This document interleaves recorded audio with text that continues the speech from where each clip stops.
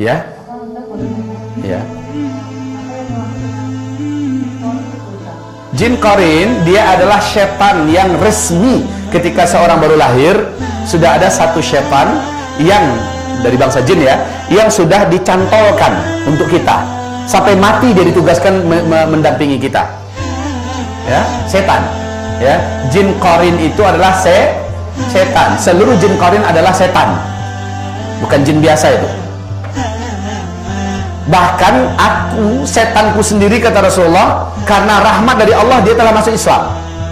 Akhirnya dia yang mengajak aku kepada yang baik. Hanya jin Qarin Nabi sendiri yang berhasil dimasuk Islamkan. Bisa nggak mereka dimasuk Islamkan?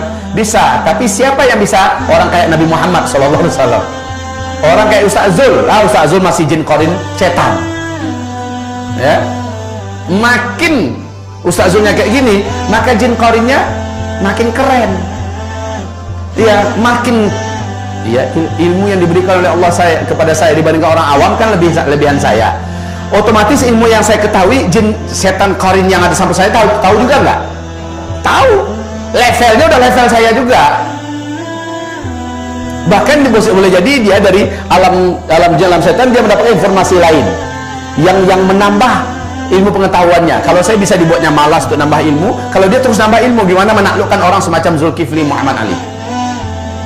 Jadi orang-orang macam ibu, macam bapak, ini sudah semacam manusia yang dulu pernah hidup, yang berhasil dijatuhkan, dia akan menjatuhkan dengan cara yang sama. Sungguh kalau kita tidak ikhlas dalam hidup ini, kalau kita tidak pandai bersyukur dan tidak menambah ilmu, maka kita akan senantiasa menjadi korban syaitan. Ad-dunya bahrun amiq wa qad gharaqa fihi nasun katsir. Nah, jin Qarin ini apabila kita sudah meninggal dunia, di mana posisi jin Qarin? Sebelah kiri. Dia di sebelah kiri kita. Malaikat Raqib dan Atid ada di sebelah kanan kita. Jin Qarin ini di ruqyah pun dia tidak akan lari. Dia tidak akan lari, ya. Setan ini tidak akan lari. Yang bisa tersiksa, yang bisa teraniaya dengan ruqyah itu adalah setan-setan di luar Qarin. Nah, bulan Ramadan jin Qarin inilah yang dipenjara. Bulan Ramadan. Ustaz, tapi masih banyak yang tergoda bulan Ramadan. Itu nafsunya itu. Dan ternyata nafsu lebih kuat daripada setan untuk menyesatkan kita. Buka surat Ibrahim ayat 24, ayat 22. Lihat di situ, di mana setan pada hari kiamat membela diri. Kalian jangan asik nyalahin kami dong. Salahin nafsu kalian sendiri. Jadi bulan Ramadan setan-setan itu wasuffidatis syayatin, dan dipenjarakan, diikat, dibelenggu seluruh setan-setan, termasuk setan Qarin, dibelenggu. Tetapi nafsu kita saatnya kita yang mengalahkannya. Kita udah ditolong oleh Allah. Selama bulan Ramadan setan yang selama ini menggoda kita sudah diikat. Lalu kita tinggal menundukkan nafsu kita sendiri dengan cara ikutilah Ramadan dengan benar, dengan cara Rasulullah SAW menjalani Ramadan. Nafsunya yang kita kendalikan. Soalnya setan selalu numpangi nafsu kita. Yang menjadi penasehat utama nafsu itu adalah setan Qarin ini, jin Qarin ini. Baik, Bapak Ibu, sejak kita lahir sudah ada satu jin Qarin, dia adalah setan sampai mati. Berarti seluk beluk saya, seluk beluk ibu, seluk beluk bapak, dari A sampai Z dia tahu nggak? Rahasia-rahasia saya dia tahu nggak? Tahu. Saat saya meninggal, anak keturunan saya tidak terbekalkan ilmu yang benar, dia akan punya misi menyesatkan anak cucu saya. Caranya dia tampil, muncul kepada wujud seolah saya kembali hidup. Nah, ini bapakmu nah. Nah, jangan takut gitulah. Saya kan cuma action. Ya. Nah, Bapak suka kalau melihat kamu pergi Jumat. Bapak suka kalau melihat kamu sholat berjamaah di masjid. Senangkan hati Bapak. Bapak senang melihat kamu. Nah, cara setan. Cara setan. Suaranya dimiripkan dengan suara saya. Ini jin qarin yang punya kerja loh ini. Ya. Kemudian semuanya ya, seluk-beluk rahasia semacamnya dia tahu. Nah, kamu masih ingat ketika Bapak dengan kamu dulu bersama? Seolah ya asli saya jadinya. Ya, lama-kelamaan. Nah, Bapak mengingat kamu seadanya kamu sakit ini. Kamu panggil saya. Terserah mau berapa kali. Ya. Ayo, Bapak datang. Aku dizalimi. Aku datang. Ya. Nah, lama-kelamaan kita sudah diajaknya pada syirik nggak? Minta tolong kepada selain Allah. Itu yang dia mau. Dia motivasi kita. Nah, pergilah kamu haji, pergilah kamu umrah. Nah, di bawah tiang rumah anda tuh ada emas yang Bapak simpan. Bongkar, nah ambil, sedekahkan sebagian untuk agama. Wah, dia motivasi, tapi diarahkannya kita kepada satu syirik. Satu syirik ini sudah cukup untuk membatalkan seluruh amal kita ya, dan bisa mengekalkan kita di neraka. Makanya jangan tinggalkan anak dalam keadaan bodoh tentang agama. Jangan tinggalkan anak nggak ngerti tentang agama. Kalau dia dikasihkan ilmu macam ini kan anak tahu. Ketika datang, nak kapal layang, nak ya, langsung diambilnya pasir, disimpulkannya. Ya, kalau anak sudah berilmu, dia tahu bahwa ini jelas setan menjelma dalam bentuk ayah yang sudah meninggal, ibu yang sudah meninggal. Udah, dia kalau tahu berbuat apa, ini jelas bukan mak yang sudah meninggal. Mak yang sudah meninggal tadi pembahasan kami di mana? Di masjid apa kita tadi? Al-Bina, pembahasan tentang masalah perjalanan ke akhirat. Pembahasan bagaimana tentang alam barzakh. Kita sudah bedah itu.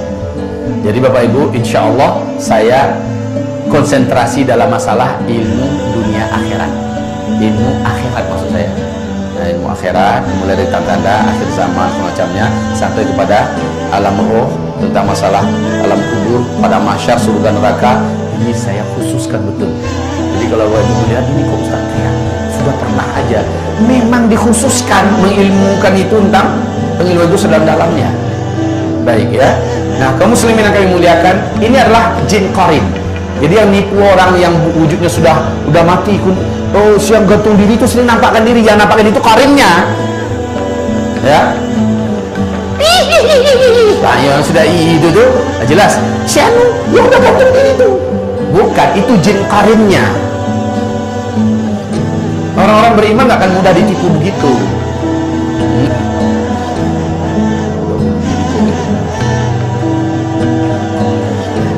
Mereka bisa tasyakkul. Mereka bisa tasyakkul, yaitu berpindah dari dimensi alam mereka kepada dimensi alam kita, dan itu bagi mereka sangat berat dan sangat menyakitkan. Ya, bukan enak pindah soal dimensi alam itu, bukan enak, menyakitkan bagi mereka. Yang sanggup melakukan itu adalah yang umurnya sudah lanjut, kekuatannya sudah berlebih. Nah, yang seperti itu baru sanggup dia berpindah dan melihatkan diri.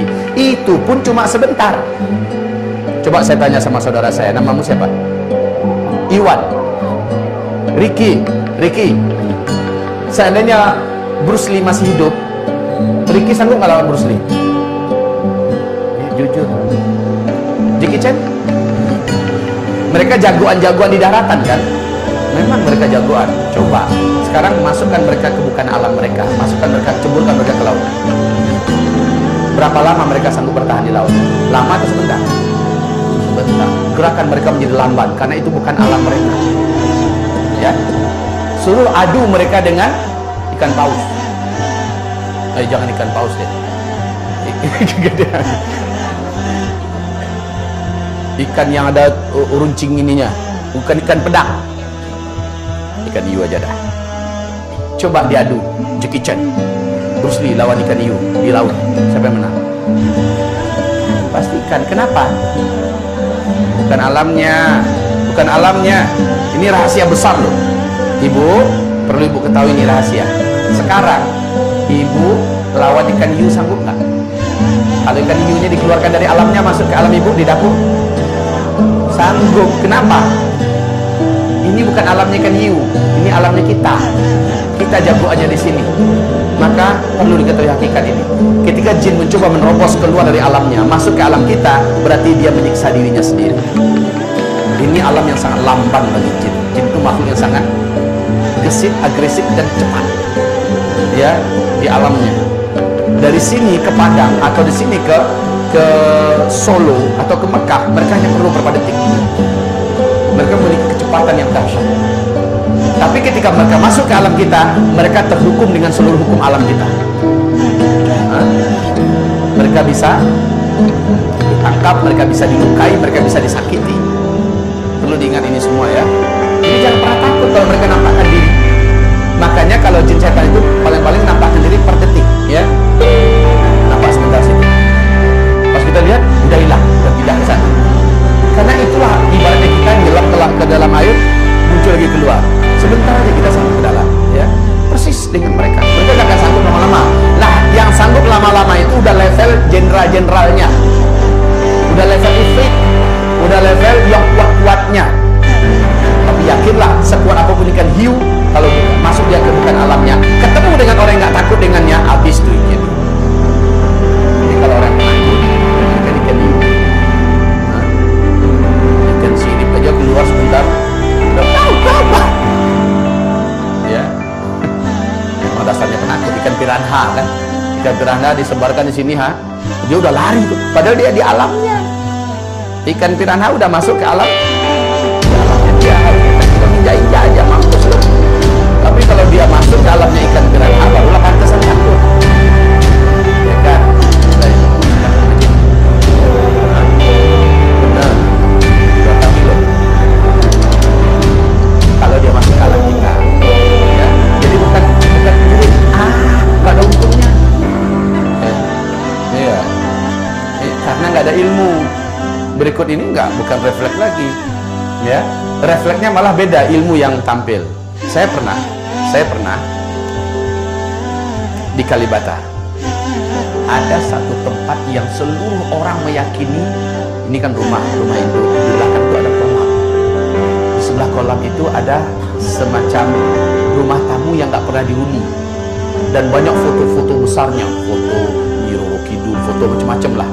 Di sebelah kolam renang itu kuburan. Ya, dan seluruh pembantu di rumah itu mengatakan siapapun yang pergi ke rumah itu pasti kena ganggu. Malam-malam sering nampak ada yang berdiri, macam-macam nampak. Ya, nah saya ditinggal baru pulang karena udah mengetahui tentang seluk-beluk alam jin dengan izin Allah. Ya. Kemudian saya disuruh nginep di rumah itu. Gak ada masalah. Berapa? Lebih 1 bulan saya tinggal sini. Gak ada masalah. Ketika saya tinggalkan bermasalah langsung lagi. Jadi kita tahu. Ya, saya tahu. Ini kalau didatangi oleh orang yang ada ilmu, orang yang punya tauhid, punya akidah, cari masalah menampakkan diri ke mereka, ganggu mereka. Ya. Dan pernah saya ditakuti. Nah, refleksnya bukan jelek, Bu. Ketika nampak bayangan yang agak aneh dari sudut mata saya, langsung dengan kalimat spontan keluar. Saya pastikan apa itu. Ya. Jadi bukan apa itu? Itu refleks yang salah. Menandakan refleks orang yang tidak ada ilmu. Sekarang kita sudah punya ilmu. Jadi bukan menjerit lagi ya, Bu ya. Refleksnya beda sekarang. La haula wala quwata illa billah. Pasti lari terkentut-kentut tuh setan. Kalau memang itu asli setan. Setannya yang balik teriak, "Au!" Setannya kan. Iya, harus setan yang ke depan yang teriak kalau jumpa kita. Sialan ya Ustaz. gara-gara dia banyak yang kebongkar rahasia kita.